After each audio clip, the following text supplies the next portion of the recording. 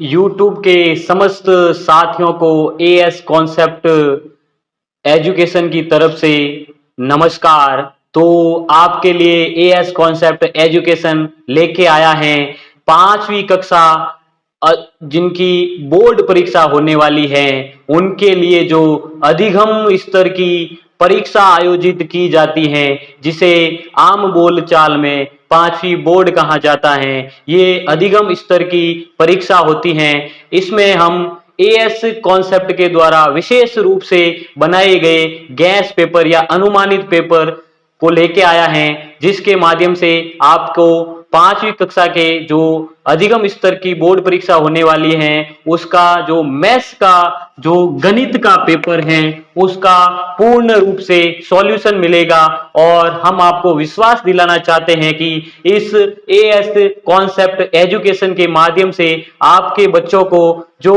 विद्यालय में काम पूरा नहीं करवाया गया था या किसी कारणवश वो ये गणित का पूरा नॉलेज नहीं रख पाए, इस वजह से वो पिछड़े हुए हैं, तो डरने की कोई बात नहीं है क्योंकि एएस कॉन्सेप्ट एजुकेशन आपके लिए ये गणित का जो अधिगम स्तर का जो बोर्ड परीक्षा होगी इसमें 2023 के जो गणित पेपर का एक गैस पेपर लेके आया है जिसके माध्यम से सभी विद्यार्थी A+ स्कोर कर सकेंगे और ग्रेडिंग में सुधार कर सकेंगे। तो चलते हैं हम अपनी इस कक्षा में गणित के पेपर को लेकर। तो जो ये अधिगम स्तर का पेपर होगा वो 2 घंटे और 30 मिनट का होगा और इसका जो पेपर होगा इसका पूर्णांक 80 नंबर का होगा। पूर्णांक जो होगा वो 80 नंबर का होगा। तो इसमें आपके जो पार्ट ए बी सी है इसमें से जो पार्ट ए है इस कक्षा में हम इसके जो प्रश्न हैं उनके बारे में जानेंगे। तो पहला प्रश्न अपना रहता है कि निम्न विकल्प का चयन करें, यानी हमें ऑब्जेक्टिव टाइप के प्रश्न मिलते हैं। आम भाषा में कहे तो अवसद टाइप के प्रश्न मिलते हैं। तो पहला प्रश्न हम देखते हैं 3000 + 2000 + 700 + 7 + 6 + 3 का संख्या रूप लिखिए। तो इस संख्या रूप में ज्यादा डरने की जरूरत नहीं है आपको, क्योंकि इसमें आपको एएस कॉन्सेप्ट एजुकेशन आपको आसानी से इस प्रश्नों के उत्तर किस प्रकार से किए जाते हैं उनको आराम से बताएगा। तो फिर इसमें हमें 3000 2000 700 7 + 6 + 3 दिए हैं। तो हमें क्या करना है कि 3000 को अलग से जोड़ देना है। 3000 + 2000 + 700 प्लस इन संख्याओं की जो इकाई में संख्याएं दी गई है 7 6 3 इनका भी योग कर लेना है। तो 7 और 6 कितने हो गए 13 हो गए और फिर 13 और +3 मिला के हो गए 16। तो ये संख्या हो गई 16। तो फिर इन संख्याओं का योग करके जो इन ऑप्शन में दिया गया है या फिर अबसद में दिया गया है उनमें से हमें चयन करना होता है। तो फिर हम 3000 और 2000 को जोड़ेंगे तो 5000 हो जाएंगे और 5000 में 700 जोड़ेंगे तो 5700 हो जाएंगे और उसमें हम 16 जोड़ेंगे तो 5716 हो जाएंगे। तो उत्तर क्या हो जाएगा 5716। और हम इस विकल्प को अपने इस विकल्प में देखेंगे कि 5716 कहां पर है। तो ये रहे अपने 5716। तो इसको हम क्या करेंगे 5716 कहां पर है ब कौन सा विकल्प है ब विकल्प पर 5716 दिए गए हैं। तो इसमें हम ब लिख देंगे और ये हमारा उत्तर हो जाएगा या फिर ये हमारा हल हो जाएगा। तो जो विकल्प के प्रश्न होते हैं इनका जो अंक भार है या फिर कितने नंबरों के होते हैं ये प्रत्येक प्रश्न 1 नंबर का होता है। तो देखिए चुटकियों में हमने 1 नंबर तो अपना पक्का कर लिया। तो फिर जो वैकल्पिक रूप से जो दूसरा प्रश्न है उसमें चलते हैं। इसमें है 400 + 363 का हल लिखिए। बहुत ही इजी है, डरने की कोई बात नहीं है क्योंकि आपका भाई और जो आपका भाई है वो आपके साथ खड़ा है कंधों से कंधा मिलाकर, तो गणित को चुटकियों में हरा देंगे। गणित तो अपने लिए कुछ नहीं रहेगी। जब आप नियमित रूप से इस क्लास को देखते रहोगे तो आपको निश्चित मान लीजिए कि शून्य से हीरो तक हम बना के छोड़ेंगे, ये हमारा आपसे वादा है। तो 400 प्लस 363 का इनको जोड़ना है, 400 और 363 को हमें जोड़ना है। तो यहां हम रफली इसको जोड़ देंगे, 400 प्लस 363, तो हम जोड़ेंगे तो 3 6 और ये 7, यानी कि 763 है, ये हमारा आंसर होगा। तो फिर देखते हैं कि हमारे यहां विकल्प में कहां पर 763 है।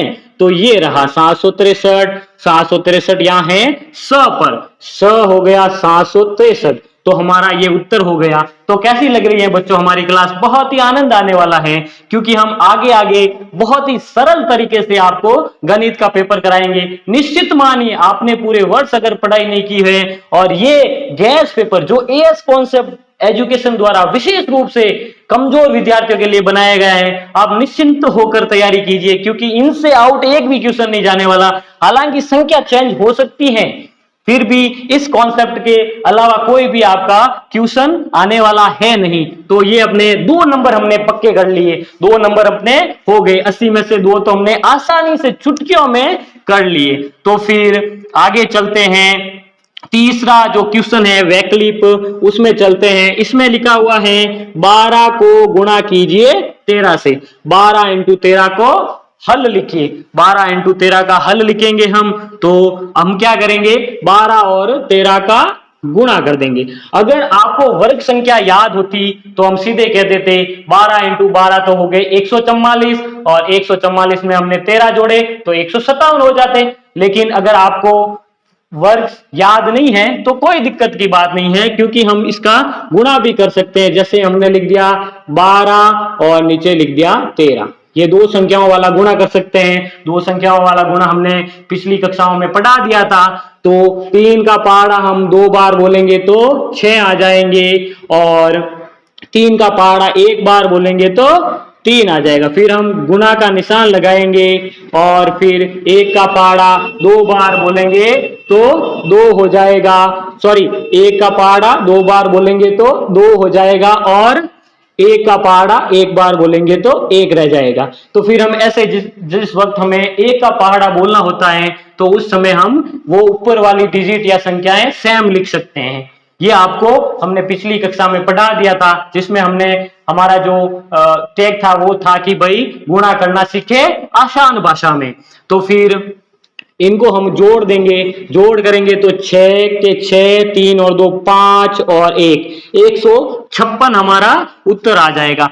तो फिर हम इस विकल्प में देखेंगे कि 106 वो कहां पर है। 106 यहां रहा, 156 यहां पर रहा अपने वैकल्प में 1 नंबर पर, विकल्प में अबसद में 1 नंबर पर जो अ है उस पे हमारा आंसर है। तो हम यहां इस कोष्टक में अ लिख देंगे। तो ये हो गया हमारा तीसरा क्वेश्चन भी खत्म। जो पहला पार्ट है निम्न विकल्प का चयन करें, उसका जो तीसरा सवाल था वो हमने कर दिया। तो फिर चलते हैं चौथे सवाल पर। तो चौथा क्वेश्चन क्या कहता है, चौथा प्रश्न क्या कहता है कि एक टीवी का मूल्य 5,000 रुपए है, तो 5 टीवियों का मूल्य क्या होगा। बड़ा आसान सा सवाल है भाई, इसमें तो कोई दिक्कत वाली बात नहीं है, क्योंकि इसमें तो गुणे करने हैं। क्योंकि हमें पता है कि एक टीवी का मूल्य 5,000 रुपए है। बड़ी सस्ते में आ रही है टीवी तो भाई। अगर एक टीवी का मूल्य 5,000 है तो 5 25, तो 25,000 हो जाएंगे। कितने हो जाएंगे अपने आंसर 25,000। क्यों 5 25, हमें तो पहाड़े तो बड़ी अच्छी से आते हैं। तो 5 25 हो जाएगा, तो हमारा आंसर हो जाएगा 25,000 रुपए। तो 25,000 रुपए अब हम ऑप्शन में अपने विकल्प में या फिर आम भाषा में कह दो कि अबसद में 25,000 कहां पर है। तो प्यारे बच्चों बताओ कि अपने इस अबसद में 25,000 कहां है। ये रहे 25,000 स। स हम यहां पर लिख देंगे। तो हमने 4 क्वेश्चन थे वो यहां पर सरल करके बताए हैं आपको आसान भाषा में। तो फिर देखते हैं आगे का जो पेपर है वो इसी प्रकार से आगे हम करते जाएंगे। अगर आप स्क्रीनशॉट लेना चाहते हो तो इस वीडियो का स्क्रीनशॉट ले सकते हो। तो फिर आगे चलते हैं दूसरे क्वेश्चन को लेकर, क्योंकि आपको यहां पर विकल्प के प्रश्न 15 के लगभग मिल जाएंगे। तो फिर देखते हैं आगे। हमने 4 सवालों के जो 4 प्रश्न थे उनके उत्तर तो हमने कर लिए थे। तो ये 5वां सवाल हम करने जा रहे हैं। 5वां सवाल है कि 18 का विचलन आधार 10 है, तो इस 18 का विचलन हमें बताना है। विचलन का मतलब ये होता है कि हमें अगर एक आधार दे दिया जाए, मतलब कि आधार, इसको आधार हमने इस प्रश्न में हमें आधार दिया हुआ है 10, तो हमें ये बताना है कि 18 के बाद में 10 प्लस होता है, मतलब 10 के बाद में 18 कब आता है, प्लस होने के बाद में आता है या माइनस आने के बाद में आता है। अगर हमें आधार 20 दे दिया हो और फिर हमें बताना हो कि भाई 18 कब आएगा, इसका विचलन बताना हो, तो हम क्या बताते। तो फिर हमें यहाँ दिया गया है 18 का विचलन बताना है और आधार है 10। तो हम 18 के जो 10 के बाद में 18 8 प्लस करने से आते हैं, तो हमारा उत्तर क्या हो जाएगा, स। तो अब हमारा जो है 5 जो प्रश्न थे उनके हमने हल देख लिए हैं, उत्तर देख लिए हैं। तो इनका हम हल कर लिया, जो 5 नंबर हमारे पक्के हो गए। तो फिर जो छठा क्वेश्चन है, छठा सवाल है, वो है 4 का गुणज है। तो गुणज का मतलब है जो 4 के पहाड़े में आता है। तो 5 नहीं आते हैं, 6 भी नहीं आता है और 9 भी नहीं आता है। तो ऑप्शन जो विकल्प स है ये हमारे इस 4 के पहाड़े में आता है। तो 4 का गुणज हो गया 8 और 8 है स पर। तो इस प्रकार से हमारे ये जो उत्तर हो गया इस विकल्प 4 का, 6 का उत्तर हो गया स 8, यानी कि 4 का गुणज 8 है। तो बच्चों आपको मजा आ रहा होगा क्लास में, बाकी आपको चिंता करने की कोई दिक्कत नहीं। अगर आपने वर्ष भर पढ़ाई नहीं की होगी और इस चीज को समझ के आपने यह संख्या चेंज आप करके देख सकते हो, 6 की जगह 5 लिख दो, 5 की जगह 6, कुछ भी हो सकता है, लेकिन इस कॉन्सेप्ट से बाहर जाने वाला सवाल है नहीं। तो फिर है 7वां क्वेश्चन प्रश्न देखते हैं हम। 6/9 में अंश है, यानी कि हमें बताना है कि 6/9 में कौन अंश है और कौन हर है। तो बहुत ही इजी सवाल है ये कि 6/9 में कौन सा अंश है। तो जो इस लाइन के जो ऊपर होता है, जैसे ये 6 है, तो जो ऊपर वाला होगा अंश और जो नीचे वाला होगा वो होगा हर। ऊपर वाला अंश और नीचे वाला हर, ठीक है, ऊपर वाला अंश नीचे वाला हर। तो इसमें ऊपर कौन है, 6 है, तो 6 अपना अंश हो गया। और इसमें 6 कहाँ है, तो विकल्प जो अ है उसमें हमें 6 दिया गया है। तो हम सीधा यहाँ लिख देंगे जो विकल्प अ है वो हमारा इस क्वेश्चन का उत्तर हो गया। फिर हमें दिए गए हैं संख्या पैटर्न 5, 12, 19 और इस डिब्बे में क्या आएगा। तो हमें यह देखना है कि संख्या निरंतर आगे बढ़ रही है या घट रही है, यानी 5 के बाद में क्या आ रहा है। 5 के बाद में 12 आ रहा है, 12 के बाद में 19 आ रहा है। तो इन 5 और 12 के बीच में डिफरेंस कितने का है, 5 और 12 में डिफरेंस है 7 का। तो यहाँ 7 प्लस हो रहे हैं, 7 जुड़ रहे हैं, तो 7 क्या हो रहे हैं, जुड़ रहे हैं। 5 और हमने 7 जोड़े, कितने हो गए 12, और 12 में हमने 7 जोड़े, कितने हो गए 19। तो अब जो 19 है इसमें हम 7 जोड़ेंगे, तो 19 और 7 कितने हो जाते हैं 26, कितने हो जाते हैं 26। ये जो 26 है हमारा आंसर हो जाएगा, उत्तर हो जाएगा। तो यहाँ पर 26 कौन से विकल्प में दिए गए हैं, अब सदन में कहाँ है, स में 26 हमें ये दिया गया है। तो 26 है जो हमारा आंसर हो जाएगा, और जो यहाँ इस क्वेश्चन में हम स लिख देंगे तो हमारा उत्तर हो गया ये।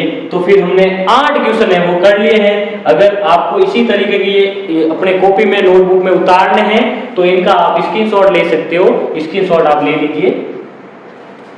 तो आपने स्क्रीनशॉट ले लिया होगा। तो 8 क्वेश्चन हम कर चुके हैं, 8 नंबर हमारे पक्के हो गए हैं।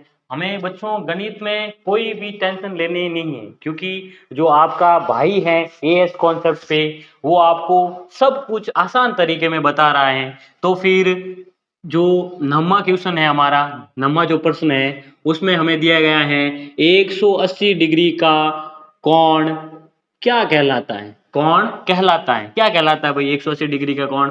ऑप्शन अ है सरल कोण, ऑप्शन ब है अधिक कोण, स है न्यून कोण और द है समकोण।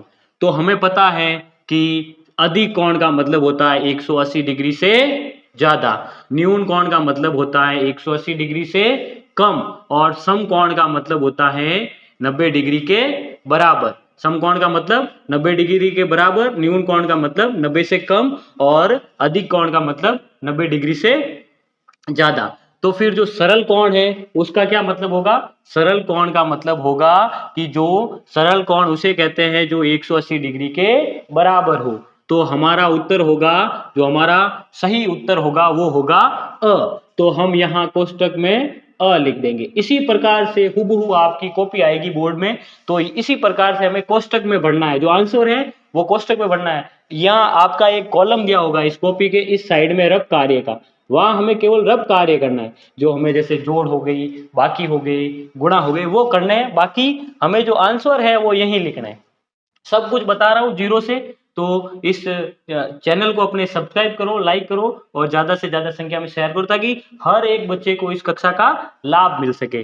तो हम 10वें नंबर पर जो क्वेश्चन है उसको देखेंगे। 10वां नंबर क्वेश्चन क्या कहता है कि संख्या 10 को टैली चिन्ह के रूप में लिखेंगे। किस प्रकार से 10 को टैली चिन्ह के रूप में लिखते हैं? अब भैया टैली चिन्ह होता क्या है ये समझ लेते हैं। टैली चिन्ह का मतलब है खड़ी लाइनों पर, ऐसे हमने खड़ी लाइनें खींच ली, 3 खड़ी लाइनें खींची और एक ऐसे लाइन से काट दिया, तो इसको हम 4 मानेंगे। कितने मानेंगे? 3 तो खड़ी लाइनें और एक ऊपर जो तिरछी लाइन खींची है, इनको हम 4 योग करेंगे। कितना योग करेंगे? 4। मान लो मैंने यहाँ 2 लाइनें खींची है और इस पर एक खड़ी लाइन, तो कुल मिलाकर ये 3 लाइनें हो गई, ये 3 लाइनें हो गई, ये 4 लाइनें हो गई। तो हमें यहाँ देखना है, लाइनों को गिनना है, जहां हमारे 10 आते हैं वही आंसर हो जाएगा। तो सबसे पहले गिनते हैं 1 2 3 और एक खड़ी लाइन, 4 5 6 7 8, यानी कि 8 है ये। 3 3 तो खड़ी लाइनें हो गई और 2 2 तिरछी लाइनें, तो ये उत्तर अपना होगा नहीं। फिर हम देखते हैं आगे 1 2 3 4 और एक ये तिरछी लाइन, 5 5 और 3 8, ये भी आंसर है नहीं। फिर हम देखते हैं इसमें स में 1 2 3 4 5, 1 2 3 4 5, यानी 5 ये और 5 ये, कुल मिलाकर कितने हो गए?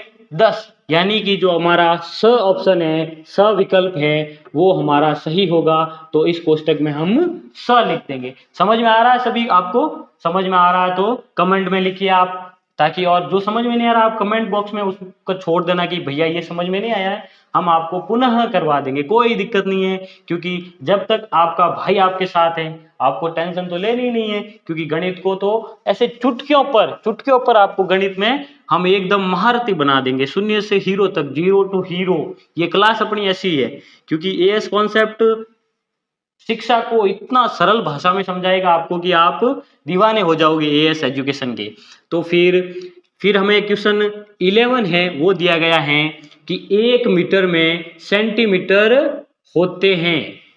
क्या 1 मीटर में सेंटीमीटर होता है? यानी हमें ये बताना है कि 1 मीटर में सेंटीमीटर कितने होते हैं। तो हमें पता है 1000 सेंटीमीटर तो होते नहीं, 150 भी होते नहीं।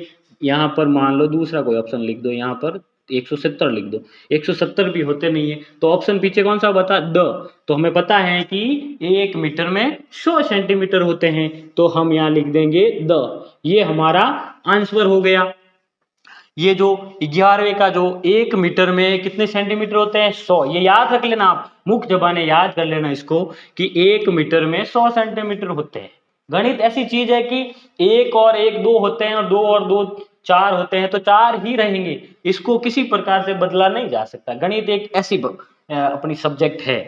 तो फिर जो अपना 11वें तक हो गया, जो 12वां क्वेश्चन है हमारा, उसमें दिया गया है कि 476 में से 476 में से हमें माइनस करना है 375। कितने माइनस करना है 375, यानी कि हमें घटाव करना है, बाकी करनी है कि 476 है उनमें से हमें 375 निकालने हैं। जब हम 476 में से 375 निकालेंगे तो क्या बचेगा शेष, बाकी आप कर लेना क्योंकि बाकी मुझे आशा है कि आपको बाकी आती होगी और बाकी हमने करवा भी दी है।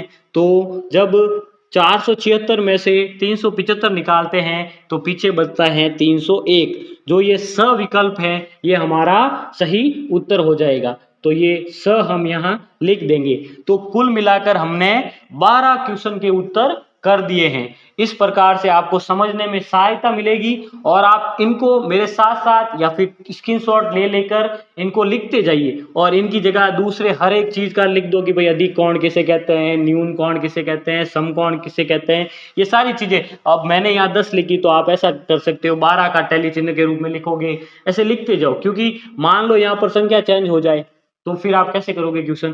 तो संख्या चेंज हो सकती है लेकिन कॉन्सेप्ट यही रहेगा, एक भी क्वेश्चन बाहर से नहीं आने वाला, यही आएगा, बस ये समझ लो कि यही आने वाले और जो भैया पढ़ा रहे हैं उनको करने हैं। ठीक है, तो आपको ज्यादा टेंशन लेने की बात है नहीं। तो फिर इसका स्क्रीनशॉट ले लीजिए आप, फिर चलते हैं आगे 13वां क्वेश्चन करने के लिए। तो ले लीजिए स्क्रीनशॉट ले लीजिए आप जल्दी से। हेलो दोस्तों, आपने स्क्रीनशॉट ले लिया होगा। तो हम क्वेश्चन जो अपना जो 13 क्वेश्चन तो हमने कर दिए, 12 क्वेश्चन तो हमने कर लिए थे और जो 13वां क्वेश्चन है वो हम करने जा रहे हैं।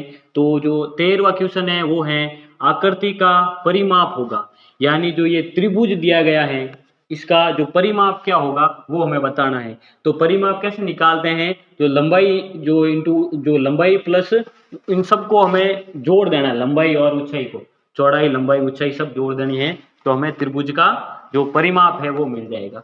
तो सभी लंबाई चौड़ाई और ऊंचाई इसकी क्या है, वो है 10-10 सेंटीमीटर। तो इन तीनों को जोड़ेंगे 10, 10, 20 और 30। तो ऑप्शन जो हमें देखना है कि अब सद में 30 कहाँ है, 30 ये रहे। तो हमारा जो ब है वो हमारा इस परिमाप वाले का उत्तर हो जाएगा। तो हमें यहाँ पर कोई भी दूसरी संख्या होती है तो उनको जोड़ना है। परिमाप में त्रिभुज के परिमाप में क्या करना है, हमें बस संख्याओं को जोड़ना है। तो आगे जो अपना प्रश्न है वो है 14 जो प्रश्न है वो है आयत का परिमाप होगा। तो आयत के परिमाप का एक सूत्र होता है कि 2 कोष्टक लंबाई प्लस चौड़ाई, यानी इस लंबाई को और इस चौड़ाई को जोड़ देना है और 2 से गुणा कर देना है। क्या करना है, लंबाई और चौड़ाई को जोड़ना है और 2 से गुणा करना है। तो 6 और 5 को हम जोड़ेंगे तो हो जाएंगे 11 और 11 को हम 2 से गुणा करेंगे तो 11 एकम 11, 11 दूना 22, जो 22 होंगे वो हमारा उत्तर हो जाएगा। तो हमें देखना है कि इस अबसद में 22 कहाँ पे है, ये रहे 22। तो ये जो स होगा वो हमारा उत्तर हो जाएगा और इसे हम इस कोष्टक में लिख देंगे। ठीक है, यहां तक आपको समझ में आ गया होगा अच्छे से। फिर है जो हमारा क्वेश्चन 15वां, इस अबसद का ये आखिरी क्वेश्चन है। अबसद में 15 क्वेश्चन आपके आएंगे, जो 15 प्रश्न आपके अबसद टाइप यानी वैकल्पिक रूप से आपके प्रश्न आएंगे, विकल्प के रूप में आएंगे, वो प्रश्न आपके 15 आएंगे और 15 नंबर के होंगे। ठीक है, तो फिर दशमलव प्रसार कैसे निकालते हैं देख लीजिए, यानी कि जो ये 5/10 लिखे हुए हैं इसका मतलब ये हुआ जो अंश है उसमें हर का भाग देते हैं। क्या, अंश को यहाँ लिख देना है, इस डिब्बे में आम भाषा में बता दूं मैं आपको, 5 को यहाँ लिख देना है और 10 को यहाँ लिख देना और भाग देना है, कितनी संख्याओं तक भाग आता है ये इसका दशमलव प्रसार हो जाएगा। ठीक है, तो हम भाग देना आपको आता होगा, अगर आपको भाग देना नहीं आता है तो यहाँ से आप सीख लीजिए कि ये 10 है तो यहाँ पर ये छोटी संख्या है तो भाग जाएगा नहीं, क्योंकि हमेशा बड़ी संख्या में ही भाग जाता है, या तो बराबर होगा, यानी कि जो अपना भाजक है वो बड़ा है और यहाँ पर ये जो बीच वाली संख्या है छोटी है। तो हम क्या करेंगे, यहाँ पर 0 लगा देंगे, यहाँ पर 0 हम लिख देंगे तो ये हो जाएंगे 50। लेकिन ये 0 के बदले हमें यहाँ पर भी 0 और पॉइंट लगाना पड़ेगा। क्या करना पड़ेगा, अगर हम यहाँ 5 के पास में अगर यहाँ छोटी संख्या होती है कोई से भी भाग में तो हम क्या करेंगे, जहां पर हमने यहाँ 0 लगाया है ऊपर भी हमें 0 और पॉइंट लगाना पड़ेगा, ये आप अपने दिमाग में रखना। फिर हम 10 की टेबल बोलेंगे, आपको भाग आता होगा, 10 की टेबल बोलेंगे, 10 एकम 10, 10 दूनी 20, 10 तिया 30, 10 चौके 40, 10 पंजे 50। तो 50 5 बार में हमें 50 मिल गया और 50 में से 50 को हम जब घटाते हैं तो हमें शेष फल 0 मिलता है। ये हमारा शेष हो गया और ये है जो 0 है, यानी कि भाग पूरा पूरा चला गया। अब भाग पूरा पूरा चला गया और जो हमारा आंसर है 0.5 आया है। तो इस जो अवशद हैं या विकल्प हैं इनमें हमें देखना है कि 0.5 कहाँ पर है। तो यहाँ पर जो अ ऑप्शन है वो हमें दिया गया है 0.5। तो हमारे इस प्रश्न का जो उत्तर है वो हो जाएगा 0.5, यानी कि यहाँ इस कोष्टक में हम अ लिख देंगे और ये अ है जो हमारा उत्तर हो जाएगा इस 15वें प्रश्न का। तो प्यारे बच्चों, आपको ये क्लास कैसी लगी? आपको अगर क्लास अच्छी लगी हो तो अपने इस चैनल को सब्सक्राइब करो, लाइक करो और ज़्यादा से ज़्यादा संख्या में शेयर करो, ताकि मुझे मोटिवेशन मिलता रहे आपका कि आप कितने मेरे वीडियो को लाइक करते हैं, सब्सक्राइब करते हैं, ताकि मुझे हिम्मत मिलती रहे और आपको मैं आसान तरीके से समझाता रहूं। आपको विश्वास दिला दूं कि ये जो क्वेश्चन मैंने करवाए हैं, ऑप्शनल जो वैकल्पिक प्रश्न थे, विकल्प के अवशद के जो प्रश्न थे, इनमें से एक भी आउट जाने वाला सवाल नहीं है, यानी कि बाहर से कुछ भी नहीं आएगा। आपने अगर मेहनत नहीं की हो और अभी से आप मेहनत करने लगे हो तो मैथ्स का जो जब तक एग्जाम होगा तब तक आप ये एकदम से रेडी कर सकते हो, कोई दिक्कत है नहीं, एकदम से अच्छी सी आप तैयारी कर सकते हो। तो ये हमारे हो गए पार्ट ए के जो 15 क्वेश्चन थे, ये पूरे कंप्लीट हो गए। तो हम क्या करेंगे, जो अगला वीडियो इसका पार्ट 2 आएगा उसमें हम आपको जो आगे वाले पार्ट बी है, यानी भाग ब है, ये भाग अ हो गए अपना, ये पार्ट ए है जो हमारा इस वीडियो के माध्यम से कंप्लीट हो गया। इस कक्षा में हमने पार्ट ए के सारे क्वेश्चन कर लिए हैं। पार्ट ए में आपके केवल विकल्प रूप के प्रश्न आएंगे। कैसे आएंगे प्रश्न? अवशद के प्रश्न आएंगे। तो आपको अवशद में कोई दिक्कत नहीं होगी। हम आपको जो मैंने प्रश्न कराए उनका बार बार दोहरान करिए, संख्याएं बदल के देखिए।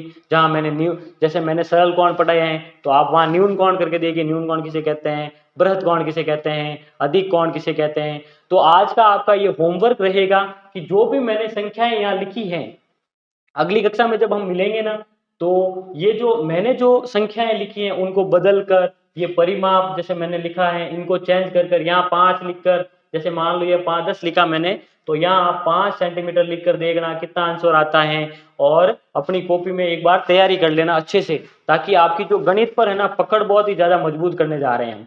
और ज्यादा दिक्कत लेने की कोई टेंशन नहीं है, क्योंकि इस जो मैंने जो अनुमानित पेपर कराया है, ये पेपर आपके लिए इतना कामगार या इतना उपयोगी सिद्ध होगा कि आपको पूरे में से पूरे नंबर मिलेंगे।